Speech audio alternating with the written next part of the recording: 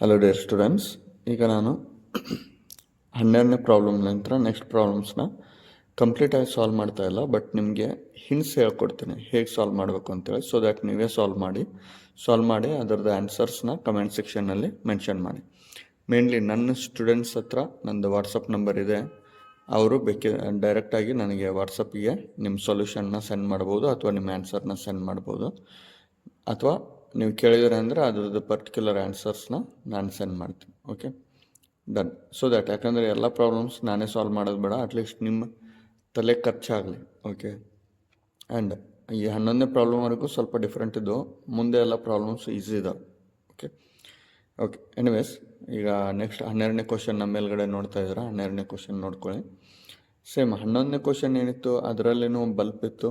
ಹಿಂದ್ಗಡೆ ವಿಡಿಯೋ ನೀವು ನೋಡಿದ್ರೆ ಅಂದರೆ 11ನೇ ಕ್ವಶನ್ನಲ್ಲಿನೂ ಇಲ್ಲಿ ಕೆಳಗಡೆ ತೋರಿಸ್ತಾ ಇದ್ದೀನಿ. 11ನೇ ಕ್ವಶನ್ನಲ್ಲಿನೂ ಏನಿತ್ತು, 60 volt bulb and 10 watt power consumption ಇತ್ತು, ಕನೆಕ್ಟೆಡ್ ವಿತ್ ಎಷ್ಟು 100 volt and 60 hertz source, AC source.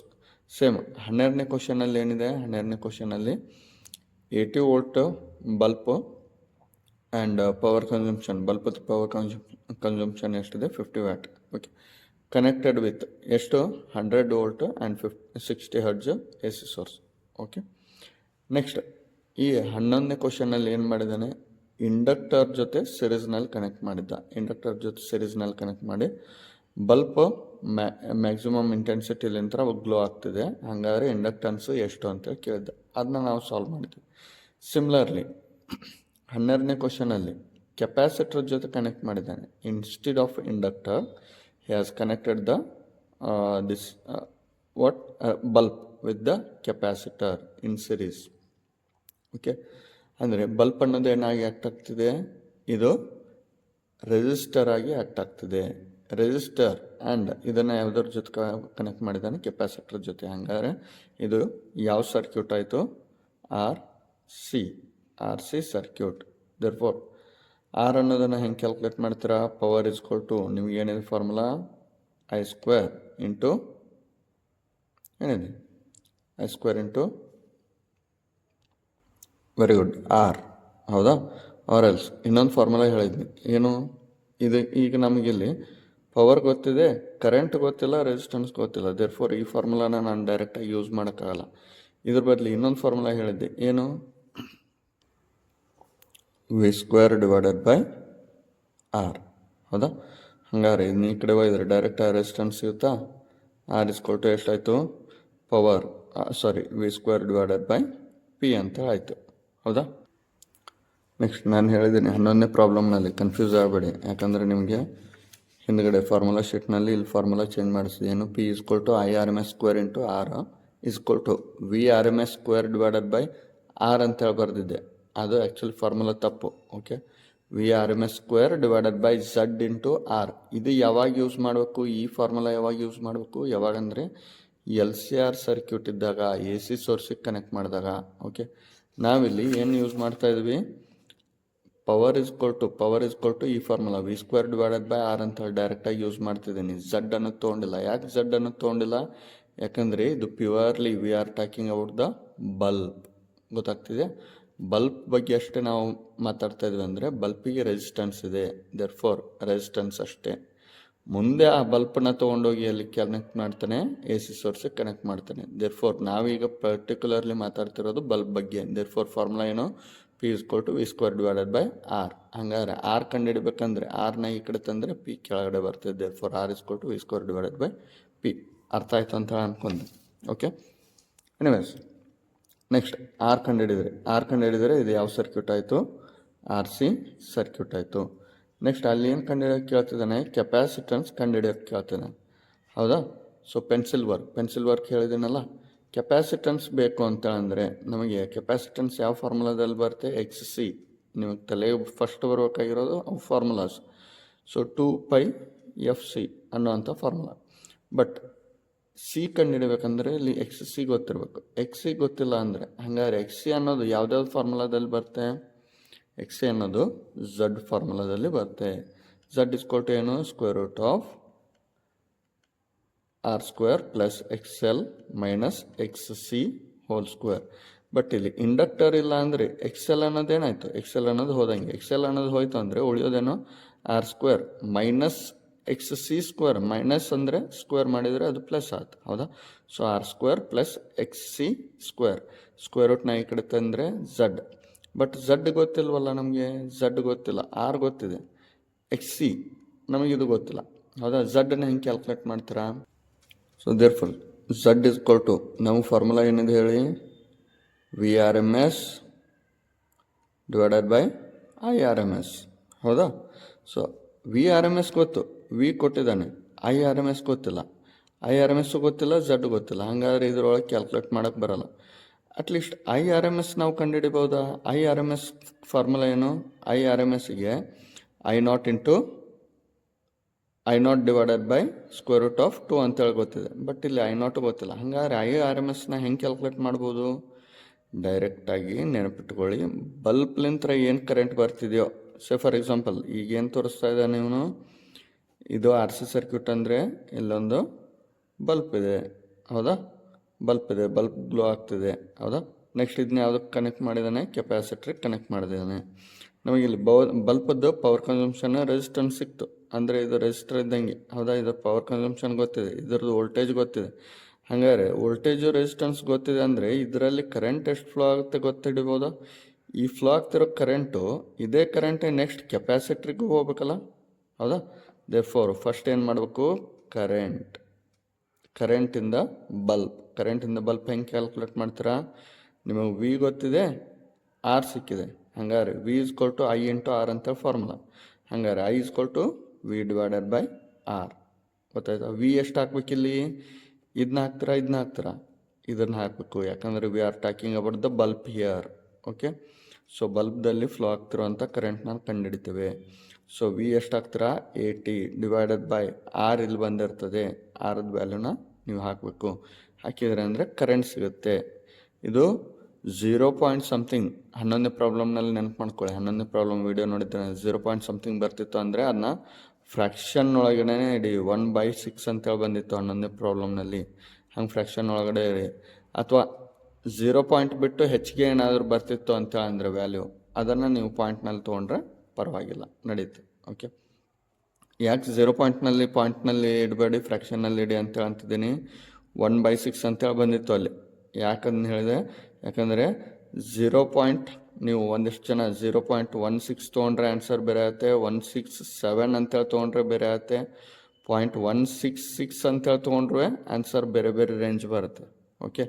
ಅದಕ್ಕೆ ಫ್ರ್ಯಾಕ್ಷನಲ್ಲಿ 1/6 ಅಂತೇಳಿ ಬಂದಿತ್ತು ಯಾವುದರಲ್ಲಿ? 11ನೇ ಪ್ರಾಬ್ಲಮ್ ಇದು, ಓಕೆ. ಸೊ 1/6 ಅಂತೇಳಿ ಇಟ್ಟರೆ ಆ್ಯಕ್ಯುರೇಟ್ ಆನ್ಸರೇ ಬರುತ್ತೆ, ಒಂದೇ ಆನ್ಸರ್ ಬರುತ್ತೆ, ಓಕೆ. ಎನಿವೇಸ್ ಇರಲಿ. ಐ ಕಂಡುಹಿಡ್ತೀರಾ? ಐ ಕಂಡುಹಿಡಿದ್ರೆ ಇದನ್ನೇ ನಾವು, ಇದೇ ಐನ ನಾವು ಏನಂತೇಳಿ ತೊಗೊತೀವಿ? ಇದೇ ಬಂದಿರುವಂಥ ಐನ ಐ ಆರ್ ಎಮ್ ಎಸ್ ಅಂತೇಳಿ ತೊಗೊತೀವಿ, ಗೊತ್ತಾಯ್ತಾ.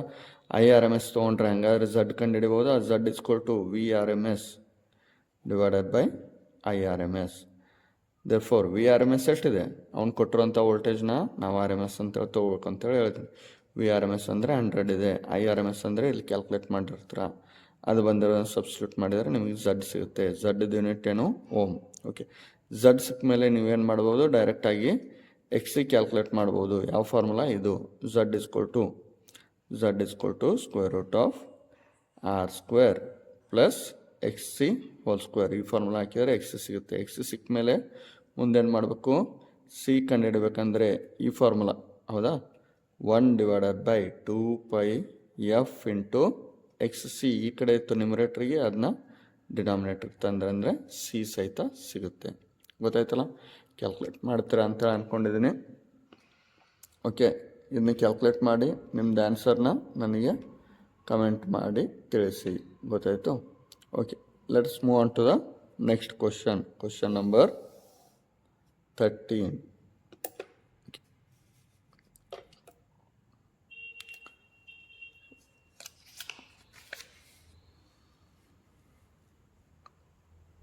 Okay. So question number 13.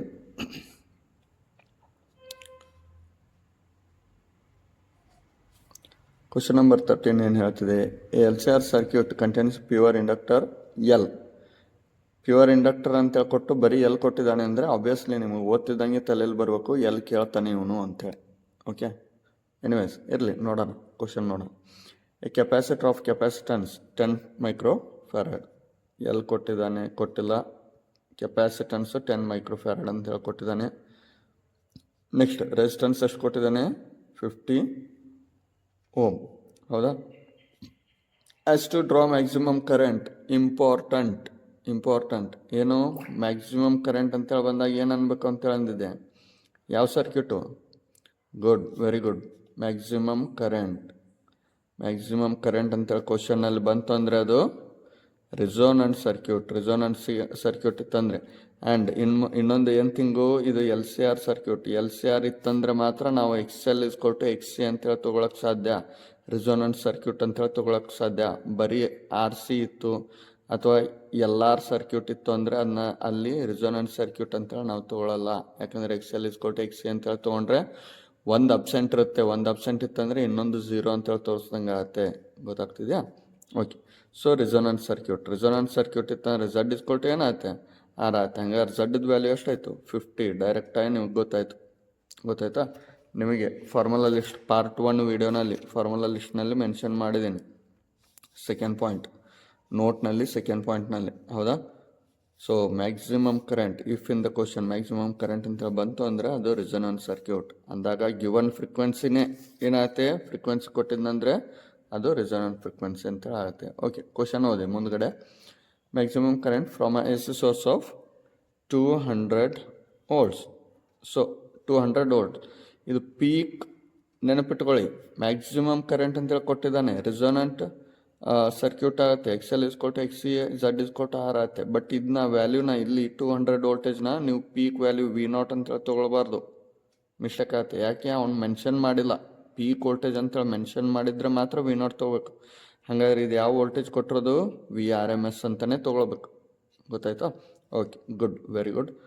ಇಲ್ಲಿ ಫ್ರೀಕ್ವೆನ್ಸಿ ಏನಾಗುತ್ತೆ, ರೆಸೋನೆಂಟ್ ಸರ್ಕ್ಯೂಟ್ ಇರೋದಕ್ಕೆ, ಮ್ಯಾಕ್ಸಿಮಮ್ ಕರೆಂಟ್ ಇರೋದಕ್ಕೆ ಇದೇ ಫ್ರೀಕ್ವೆನ್ಸಿನ ನಾವು ರೆಸೋನೆಂಟ್ ಫ್ರೀಕ್ವೆನ್ಸಿ ಅಂತೇಳಿ ತೊಗೊಳ್ತೇವೆ. ಇದು ಲಕ್ಷ್ಯಕ್ಕಿರಬೇಕು, very much important. Okay. Anyways next question ಏನು ಕೇಳ್ತಾ ಇದ್ದಾನೆ, L = ಸೇಮ್ ಅಗೇನ್ ನಿಮ್ದು ಕ್ಯಾಲ್ಕುಲೇಷನ್ ಏನು, ಪೆನ್ಸಿಲ್ ಕ್ಯಾಲ್ಕುಲೇಷನ್ ಸೈಡಿಗೆ ಹೇಳಿದೇನಲ್ಲ, ಫಾರ್ಮುಲಾ ಗೊತ್ತಿರೋದು ಬರ್ಕೊಳ್ಳಿ. ಏನು ಕಂಡುಹಿಡಬೇಕು, ಎಲ್ ಕಂಡುಹಿಡಬೇಕು. ಎಲ್ ಯಾವುದರಲ್ಲಿ ಬರುತ್ತೆ, XL = 2πfL. ಹೌದಾ. XL ಗೊತ್ತಿಲ್ಲ, XL ಕಂಡುಹಿಡಬೇಕಂದ್ರೆ ಏನು ಮಾಡಬೇಕು, XL = XC ಅಂತ ಹೇಳಿದೆ, Z = R ಅಂತ ಹೇಳಿದೆ. ಹೌದಾ. ಹಾಗಾದರೆ XL ಅಥವಾ XCನ ಕಂಡುಹಿಡಿಬೋದಾ, XCನ ಕಂಡುಹಿಡಿಬೋದಾ ಡೈರೆಕ್ಟಾಗಿ. XC = ಫಾರ್ಮುಲಾ ಏನು, 1/2πf × C. ಹೌದಾ. ಅಥವಾ ನೀವು ಡೈರೆಕ್ಟಾಗಿ FR ಕೊಟ್ಟಿದ್ದಾನೆ ಅಂದರೆ, FR ಫ್ರೀಕ್ವೆನ್ಸಿ ಕೊಟ್ಟಿದ್ದಾನೆ ಅಂದರೆ ನಿಮಗೆ ರಿಸೋನೆಂಟ್ ಫ್ರೀಕ್ವೆನ್ಸಿ ಫಾರ್ಮುಲಾ ಏನು, ಡೈರೆಕ್ಟಾಗಿ FR = √1/2πf × 2π × LC, √LC. ಹೌದಾ. ನೀವು ಎಲ್ ಗೊತ್ತಿಲ್ಲ, ಎಲ್ ಕ್ಯಾಲ್ಕುಲೇಟ್ ಮಾಡಬೇಕು, ಎಫ್ ಗೊತ್ತಿದೆ, ಸಿ ಗೊತ್ತಿದೆ. ಹೌದಾ.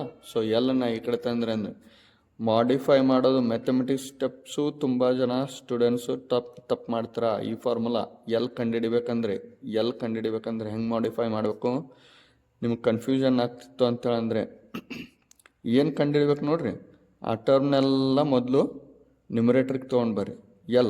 ಎಲ್ ಅನ್ನೋದು ಇಲ್ಲಿ ಡಿನಾಮಿನೇಟರ್ ಐತಾ, ಇದನ್ನ ಕಂಪ್ಲೀಟ್ ನ್ಯೂಮರೇಟ್ರಿಗೆ ತೊಗೊಂಡು ಬರ್ರಿ. ಅಂದಾಗ ಏನಾಗುತ್ತೆ, FR ಅನ್ನೋದು ಆಲ್ರೆಡಿ ಈ ಕಡೆ LHS ಸೈಡ್ನಲ್ಲಿ ಅಂಶದಲ್ಲಿದೆ. FR ಹಾಗೆ ಇಡ್ತೀನಿ ಇಂಟು ಇದನ್ನು ಪೂರ್ತಿ ಈ ಕಡೆ ತಂದರೆ ಏನಾಯಿತು, FRಗೆ ಮಲ್ಟಿಪ್ಲಿಕೇಶನ್ ಆಗುತ್ತೆ, 2π × √L × C = ಈ ಕಡೆ ಏನು ಉಳಿತು, 0 ಉಳಿತಾ, 1 ಉಳಿತಾ, 1 ಉಳಿತೆ. ಯಾಕಂದರೆ ಇದನ್ನ ತೊಗೊಂಡೋದ್ವಿ ಅಂದರೆ ಇಲ್ಲಿ ಡಿವೈಡೆಡ್ ಬೈ ಇದೆ, ಈ ಕಡೆ ತೊಗೊಂಡೋದ್ರೆ 1 ಅನ್ನೋದು ಹಾಗೆ ಉಳಿತದೆ. ಸೊ 1. ಗೊತ್ತಾಯ್ತಾ. ನೆಕ್ಸ್ಟ್ ಈ ಫಾರ್ಮುಲಾ ಏನು ಮಾಡಿಫೈ ಮಾಡಬೇಕು, ಎಲ್ ಕಂಡುಹಿಡ್ಬೇಕಂದ್ರೆ ಎಲ್ ಜೊತೆ ಸ್ಕ್ವೇರ್ ರೂಟ್ ಇದೆ, ಅದು ಎಲ್ ಜೊತೆ ಸಿ ಅನ್ನೋದು ನಾನೇನು ಬಿಡಲ್ಲ ಅಂತಿದೆ √, ಓಕೆ, ಒಳಗಡೆ ಇದ್ದಾವೆ ಅವೆರಡು. ಹಂಗಾದ್ರೆ ಮೊದಲೇನು ಮಾಡಬೇಕು, √LCನ ಹಾಗೆ ಇಡಿ. ಹೌದಾ. 1ಅನ್ನು ಹಾಗೆ ಇಡಿ. 2πfR ಅನ್ನೋದು ನಮಗೆ ಬೇಡ, ಯಾಕೆ, ಎಲ್ ಕಂಡುಹಿಡಿತಿದ್ದೀವಿ. ಸೊ ಇವೆರಡು ಬೇಡ. ಇವನ್ನೇನು ಮಾಡಬೇಕು, ಡಿನಾಮಿನೇಟ್ರಿಗೆ ತೊಗೊಂಡೋದ್ರೆ 2πf ಅಥವಾ FR. ಓಕೆ. ನೆಕ್ಸ್ಟ್ ಈಗ ನಾವು ಎಲ್ಲನ್ನು ಕಂಡುಹಿಡಬೇಕಂದ್ರೆ LC ಜೊತೆ ಏನಿದೆ, √ಇದೆ. ಮೊದಲ ಸ್ಕ್ವೇರ್ನ ಆ ಕಡೆ ಕಳಿಸ್ಬೇಕು. ಸ್ಕ್ವೇರ್ ಕಳಿಸಿದ್ವಿ ಅಂದರೆ LC ಉಳಿತಿಲ್ಲಿ, ಸ್ಕ್ವೇರ್ ರೂಟ್ 4 ಕಡೆ ಕಳಿಸಿದ್ರೆ ಏನಾಯಿತು, ಸ್ಕ್ವೇರ್ ಆಯಿತು. ಸ್ಕ್ವೇರ್ ಆದರೆ 4π² FR².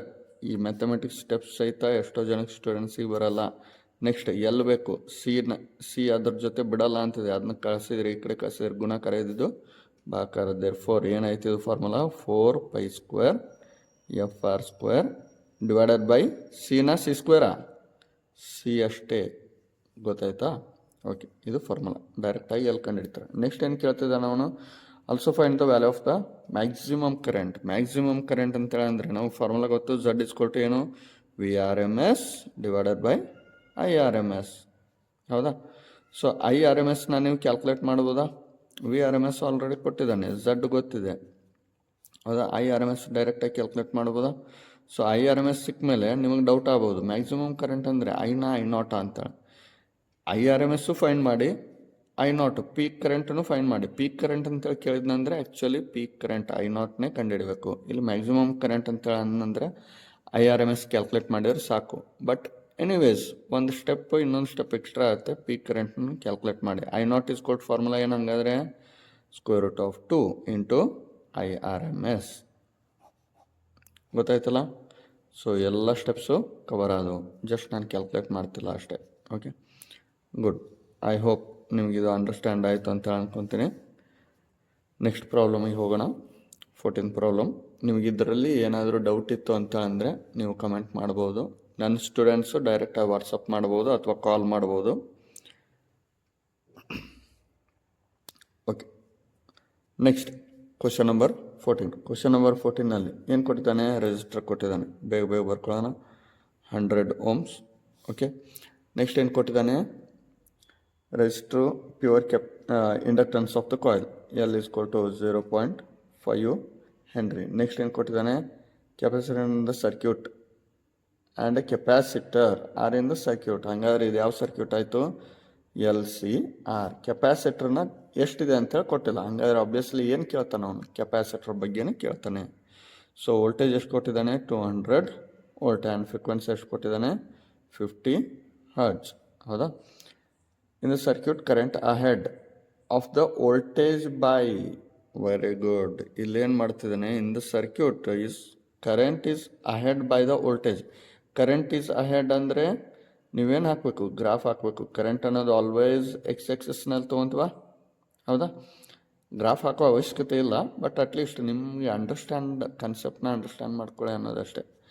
ಕರೆಂಟ್ ಈಸ್ ಅಹೆಡ್ ಅಂದರೆ ಮುಂದೆ ಇದೆ. ಹೌದಾ?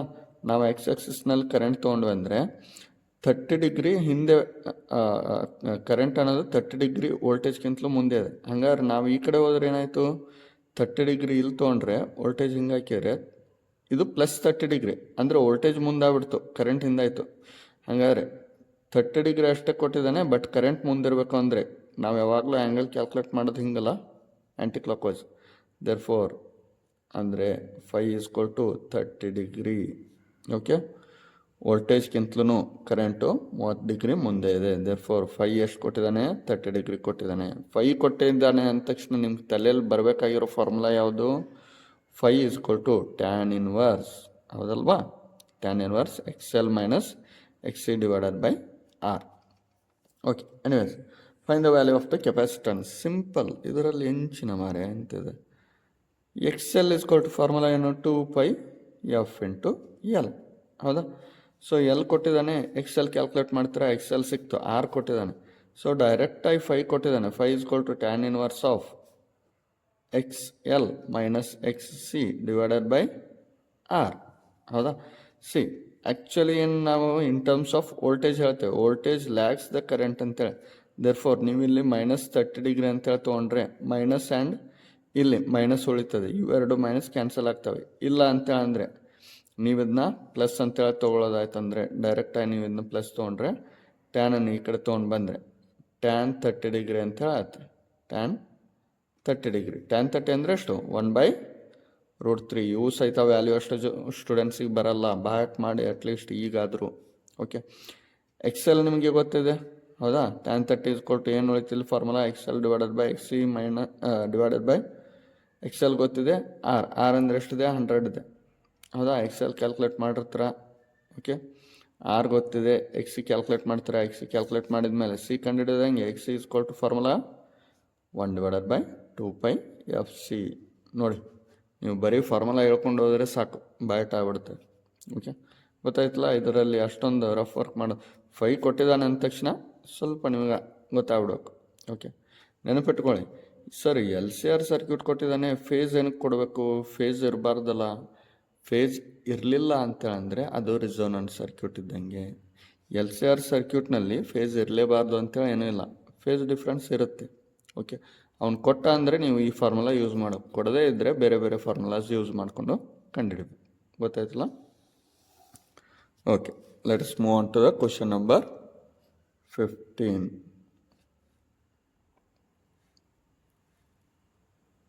ಓಕೆ, ಸ್ವಲ್ಪ ಬ್ರೈಟ್ನೆಸ್ ಹೆಚ್ಚು ಮಾಡೋದಾ ಅಂತ screen.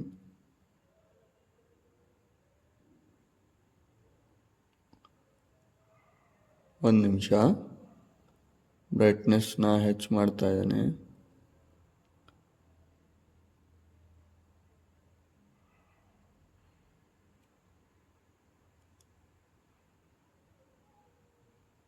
Okay, done. Anyways, next question number 15. Question number 15 ಏನು ಹೇಳ್ತಿದ್ದಾನೆ? L C R circuit. So L C R ಅದೇ ತಲೆಯಲ್ಲಿ ಇರಬೇಕು.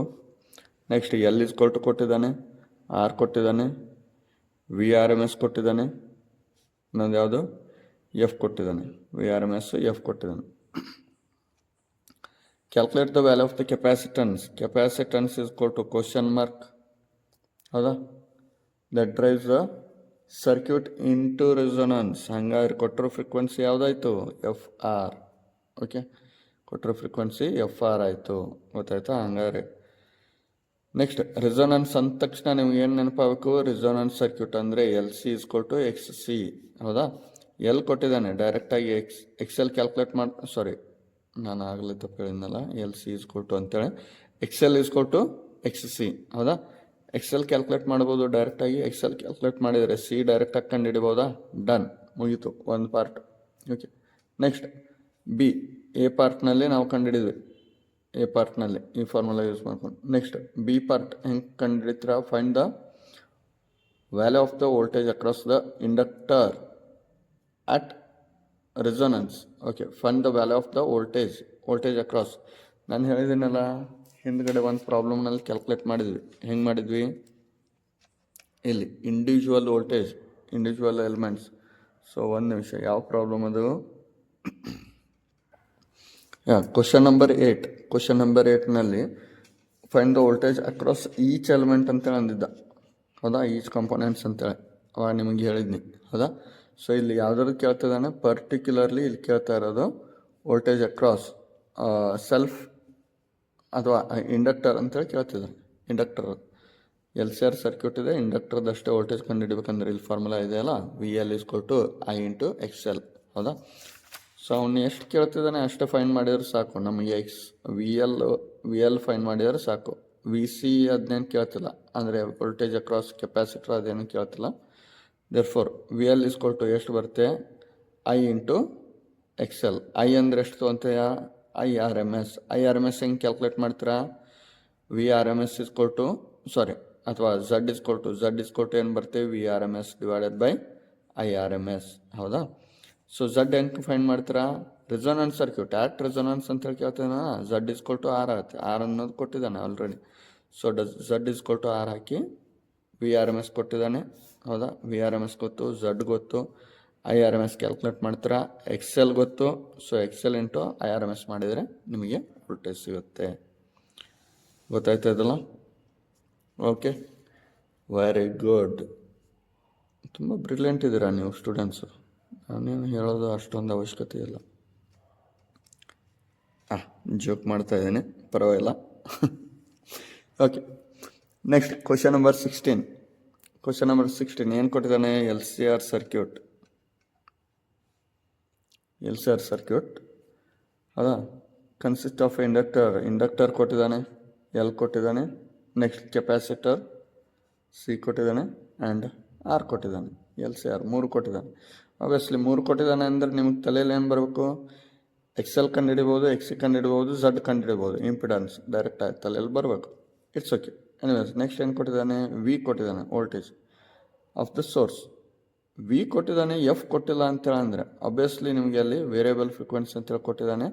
ಫ್ರೀಕ್ವೆನ್ಸಿನೇ ಕೇಳ್ತಾನೆ ಅನ್ನೋದು ತಲೆಯಲ್ಲಿ ಬರಬೇಕು. ಕ್ವಶನ್ ಇನ್ನೂ ಓದಲಾರ್ದೇ ನಿಮಗೆ ಇದೇ ಕೇಳ್ತಾನೆ ಅನ್ನೋದು ಗೆಸ್ ಮಾಡಬೇಕು.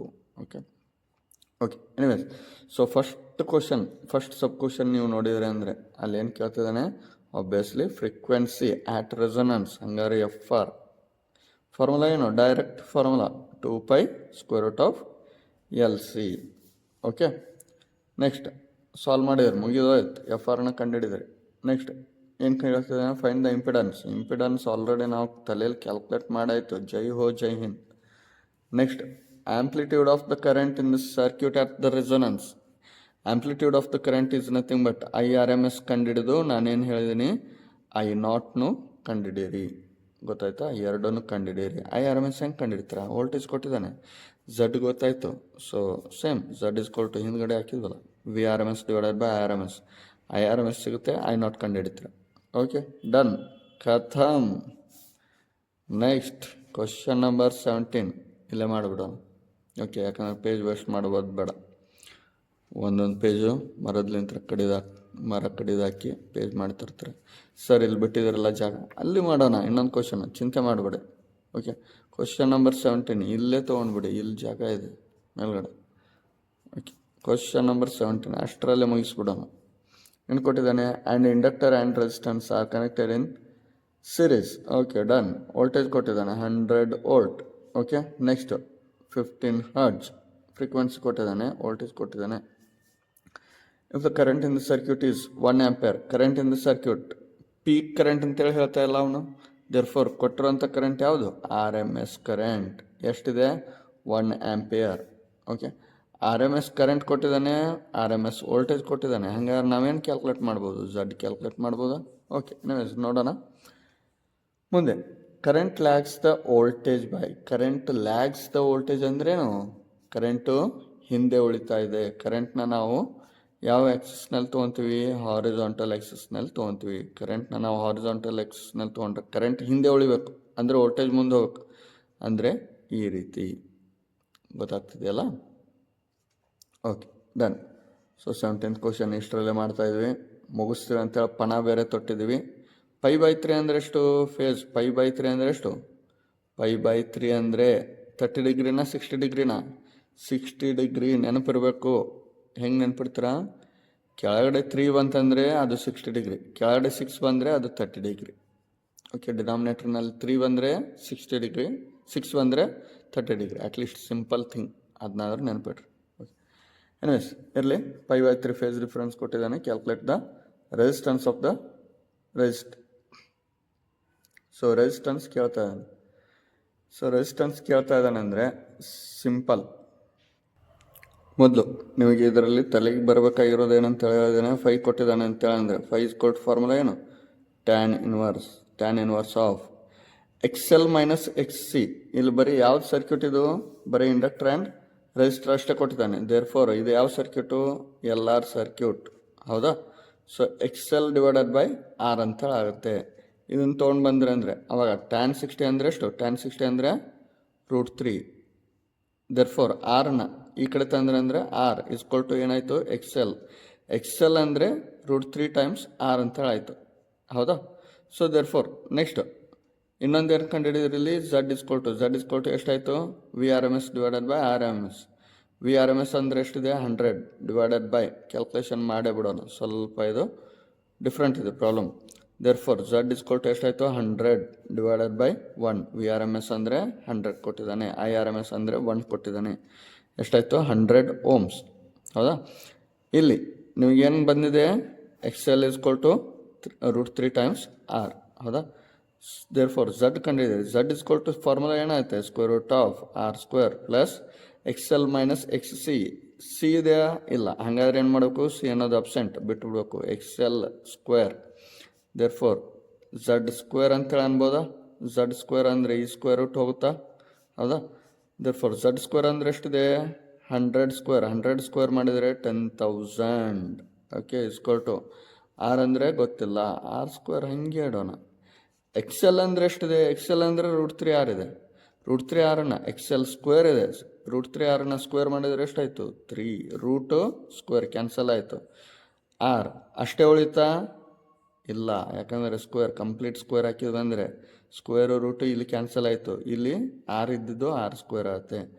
ದೇರ್ಫೋರ್ ಇಲ್ಲೇನೆಷ್ಟಾಯಿತು? 10,000 = 4r square. Very good. Next 4ನ ಏನು ಮಾಡ್ತೀರಾ? ಈ ಕಡೆ ಡಿವೈಡ್ ಮಾಡಿದರೆ ಅಂದರೆ 10,000 / 4 ಅಂದರೆ ಎಷ್ಟು ಭಾಗ ಆಗುತ್ತೆ? R square = 2,500. Therefore square root ತೆಗೆದರೆ ಬರ್ತಾ ಸ್ಕ್ವೇರ್ ರೂಟ್ ತೆಗಿಯೋಕ್ಕೆ ಅಟ್ಲೀಸ್ಟ್ ಅದಾದ್ರೂ ಗೊತ್ತಿರಬೇಕು. ಓಕೆ, ಕ್ಯಾಲ್ಕುಲೇಟ್ರ್ ವರ್ಕ್ ಆಗಲಿಲ್ಲ, ಕರೆಕ್ಟ್ ಈ ಟೈಮ್ನಲ್ಲಿ ಕೈ ಕೊಡ್ತು ಅಂದರೆ √25 ಎಷ್ಟು? 5. 00 ಹೋಗಿ √100 ಅಂದರೆ 10 ಅಂದಂಗೆ. ದೇರ್ಫೋರ್ 00 ಹೋಗಿ 10 ಬರುತ್ತೆ. ಸೊ ರೆಸಿಸ್ಟೆನ್ಸ್ ಎಷ್ಟಾಯಿತು? 5 ಆಯಿತು. Okay, resistance of the resistor ಗೊತ್ತಾಯ್ತಾ? ಸಿಂಪಲ್ ಇದೆಯಾ? ಬಂತ ಆನ್ಸರು? ಡೈರೆಕ್ಟಾಗಿ ಸಾಲ್ವ್ ಮಾಡಿಬಿಟ್ರು. Okay, done. ಸರ್ ಇಷ್ಟೇ ಬಾಕ್ಸ್ನಲ್ಲಿ ಮಾಡ್ತೀನಿ ಅಂದಿದ್ರಿ, ಸೋತ್ಬಿಟ್ರಲ್ಲ ಸರ್. ಹೌದು, ಏನು ಮಾಡೋಕ್ಕಾಗತ್ತೆ, ಸ್ಟೂಡೆಂಟ್ಸ್ ಸಲುವಾಗಿ ಮನಸ್ಸು ಸೋಲ್ಲೇಬೇಕಾಗತ್ತೆ. ಕಥೆಯೆಲ್ಲ ಹೊಡಿತದೆ ನಾಳೆ ಸರ್ ಅಂತೇಳಿ ಅಂತಿರ್ತಾರೆ. ಇರಲಿ, ಪರವಾಗಿಲ್ಲ. ನೀವು ತಿಳ್ಕೊಂಡ್ರೆ ಸಾಕು. ನೆಕ್ಸ್ಟ್ 17th ಆಯಿತು. Last question of the question bank in this chapter. 19th ಒಂದಿದೆ, ನೋಡಿರಲಿಲ್ಲ. ಓಕೆ, ಸೊ 18ನೇ ಕ್ವಶನಲ್ಲಿ ಏನು ಮಾಡಿದ್ದಾನೆ? LCR circuit. Okay, is connected to variable frequency. Okay, voltage ಕೊಟ್ಟಿದ್ದಾನೆ 230 volts AC ಸೋರ್ಸ್. ಫ್ರೀಕ್ವೆನ್ಸಿ ನಮಗೆ ಗೊತ್ತಿಲ್ಲ, ಆಬ್ವಿಯಸ್ಲಿ ಹಂಗಾರೆ ಫ್ರೀಕ್ವೆನ್ಸಿ ಕೇಳುವಂಥ ಚಾನ್ಸಸ್. ನೆಕ್ಸ್ಟ್ L = ಕೊಟ್ಟಿದ್ದಾನೆ, L ಕೊಟ್ಟಿದ್ದಾನೆ, C ಕೊಟ್ಟಿದ್ದಾನೆ, R ಕೊಟ್ಟಿದ್ದಾನೆ. ಹೌದಾ?